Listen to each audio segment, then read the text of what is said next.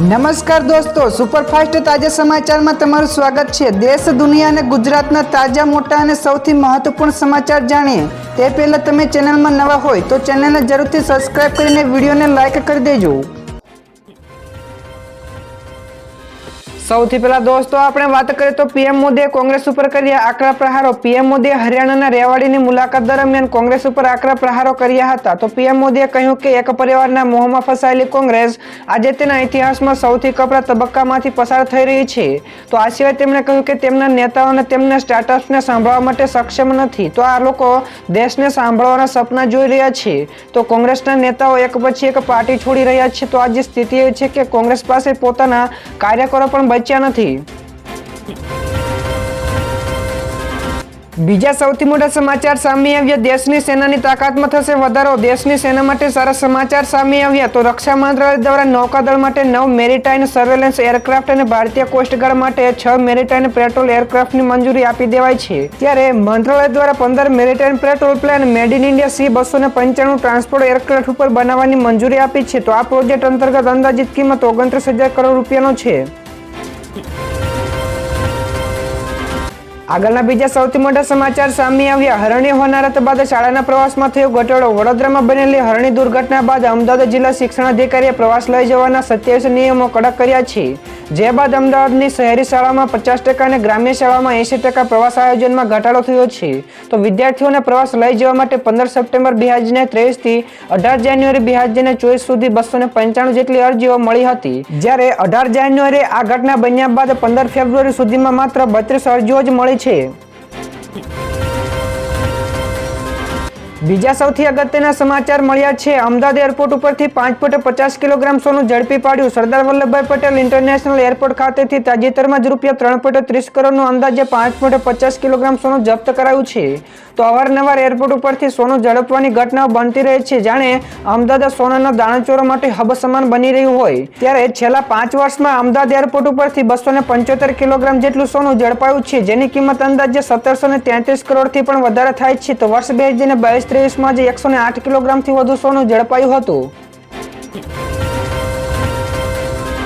તો ઝડપથી દોસ્તો આગળના બીજા સૌથી અગત્યના સમાચાર। ભાજપ નેશનલ કાઉન્સિલની બેઠક યોજાશે। આગામી લોકસભાને લઈને ભાજપની 17 અને 18 ફેબ્રુઆરીનો રોજ નેશનલ કાઉન્સિલની બેઠક યોજાશે।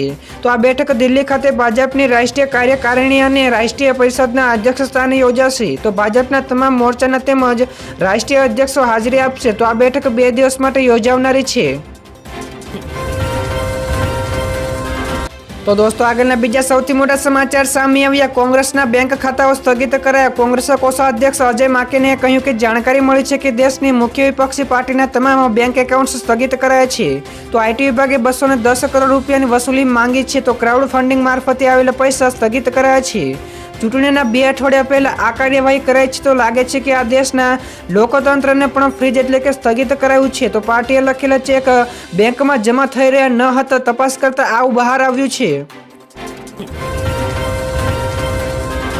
ત્યાર પછીના દોસ્તો બીજા સૌથી મહત્વપૂર્ણ સમાચાર। જનક્રાંતિ પાર્ટીના કાર્યકર્તા આમ આદમી પાર્ટીમાં જોડાયા। જ્યાં દર્શક મિત્રો ગુજરાત આમ આદમી પાર્ટી પ્રદેશ કાર્યાલય ખાતે અમદાવાદ શહેરના રાષ્ટ્રીય જનક્રાંતિ પાર્ટીના સામાજિક તેમજ રાજકીય આગેવાનો તેમજ યુવાનો પ્રદેશ પ્રમુખો ઈસુદાન ગઢવીના હસ્તે ખેસ ધારણ કરીને આમ આદમી પાર્ટીમાં વિધિવત રીતે જોડાયા હતા। તો ગુજરાત ટ્રેડ વિંગના ઉપપ્રમુખ નવલભાઈ મહેશ્વરી ખાસ ઉપસ્થિત રહ્યા હતા। તો આમ આદમી પાર્ટી આગામી લોકસભાની ચૂંટણી માટે ભાવનગરમાં ઉમેશ મકવાણા અને ભરૂચમાં ચેતર વસાવાના ઉમેદવારો જાહેર કર્યા છે। તો દર્શક મિત્રો ફટાફટ આગળના બીજા સૌથી મોટા સમાચાર આપ્યો હોય તો આખા ગુજરાતમાં દારૂની છૂટ આપો। ગુજરાતમાં હાઈકોર્ટમાં એક સામાજિક કાર્યકર દ્વારા ગિફ્ટ સિટીમાં અપાયેલી દારૂની છૂટ સામે PLI દાખલ કરાઈ છે। તો સરકારે 22 ડિસેમ્બર 2023ના રોજ ગિફ્ટ સિટીમાં દારૂની છૂટ આપી હતી, ત્યારે અરજદારે કહ્યું કે આ છૂટ માત્ર ધનવાનોના લાભ માટે છે। તો દારૂ ઉપર પ્રતિબંધ હટાવવો હોય તો આદિજાતિ વિસ્તારોમાં તેની ફેક્ટરી નાખીને જેથી ગરીબીને પણ રોજગારી મળે। જો ખરેખર છૂટ આપવી હોય તો આખા રાજ્યમાં આપવી જોઈએ। તો દોસ્તો બીજા સૌથી મહત્વપૂર્ણ સમાચાર મળ્યા છે। સૌરાષ્ટ્રને કરોડોના વિકાસ કાર્યોની મોટી ભેટ। તો ગઈકાલે સીએમ ભૂપેન્દ્ર પટેલે રાજકોટ જિલ્લાના વિંછિયા ખાતેથી સૌરાષ્ટ્ર અવતરણ ઇરિગેશન યોજના લિંક 4ના પેકેજ 9ના રૂપિયા 181 કરોડના કામોનું ખાતમુહૂર્ત કર્યું હતું।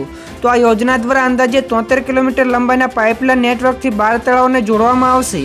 તેમજ રૂપિયા 9 કરોડના ખર્ચે નવનિર્મિત ITI, ત્યારે રૂપિયા 2.11 કરોડનું બસ સ્ટેશન, 214 દિવ્યાંગજનોને રૂપિયા 28.94 લાખના CSR ફંડથી 372 જેટલા સાધનોની સહાય આપવામાં આવશે.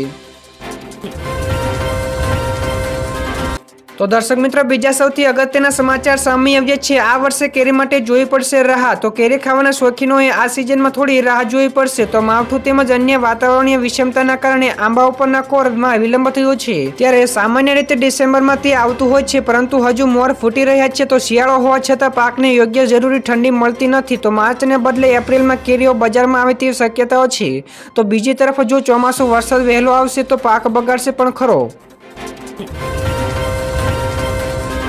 ત્યારબાદના દોસ્તો, બીજા સૌથી મોટા સમાચાર સામે આવ્યા છે. PM મોદી 22 ફેબ્રુઆરીએ ગુજરાત આવશે. PM મોદી 22 ફેબ્રુઆરીએ ગુજરાતના પ્રવાસે આવવાના છે. તો મહેસાણાના તરફ વાળીનાથ ધામ મહાદેવના મંદિરમાં પ્રાણ પ્રતિષ્ઠા મહોત્સવમાં હાજરી આપશે. તો આણંદ ખાતે GCMMFના અમૂલના ગોલ્ડન જ્યુબિલી કાર્યક્રમમાં પણ હાજરી આપશે. તો નવસારીમાં મિત્રા એપલ પાર્કનું ખાતમુહૂર્ત પણ કરશે.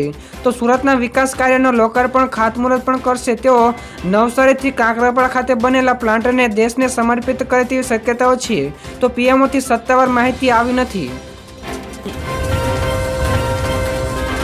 તો દર્શક મિત્રો, બીજા સૌથી અગત્યના સમાચાર સામે આવ્યા છે. દુબઈમાં ભારત માર્ટ ખુલશે, ચીન સાથે કરશે સ્પર્ધા. જી હા દર્શક મિત્રો, PM મોદી અને UAEના વડાપ્રધાન શેખ મોહમ્મદ બિન રાશિદ અલ મકતુમે દુબઈ ખાતે ભારત મોલનો શિલાન્યાસ કર્યો હતો.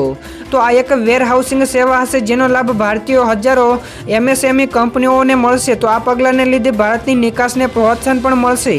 તો આ મોલની દેખરેખ DP વર્લ્ડ દ્વારા કરવામાં આવશે. તો કહેવાય છે કે તેના કાર્યકર થયા બાદ સીધી હરીફાઈ ચીનના માર્ટ સાથે કરાશે.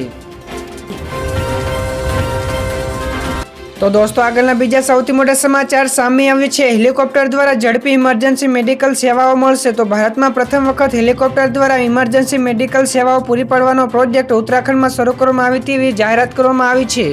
તો નાગરિક ઉડ્ડયન મંત્રી જ્યોતિરાદિત્ય સિંધિયાએ કહ્યું કે ઋષિકેશમાં એમ્સ હોસ્પિટલમાં સંકુરમાં હેલિકોપ્ટર બેઝ બનાવવામાં આવશે, જેના દ્વારા આસપાસના 150 કિલોમીટરના અંતર સુધીના ઇમરજન્સી મેડિકલ સેવાઓ પૂરી પાડવામાં આવશે.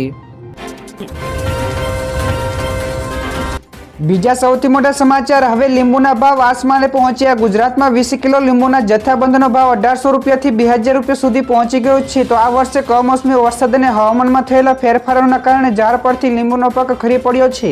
તેથી લીંબુની આવક ઓછી થઈ રહી છે. તેની સાથે જ પણ ભાવમાં પણ વધારો નોંધાયો. ત્યારે ગત મહિને 20 કિલો લીંબુના જથ્થાબંધનો ભાવ 600 રૂપિયાથી 800 રૂપિયા સુધીનો હતો. તો હાલ બજારમાં સાઇઝ પ્રમાણે 100 થી 150 રૂપિયા પ્રતિ કિલોએ લીંબુ વેચાઈ રહ્યા છે. તો નવી આવક નહીં થાય ત્યાં સુધી લીંબુનો ભાવ યથાવત રહેશે, એટલે કે વધારો જોવા મળશે.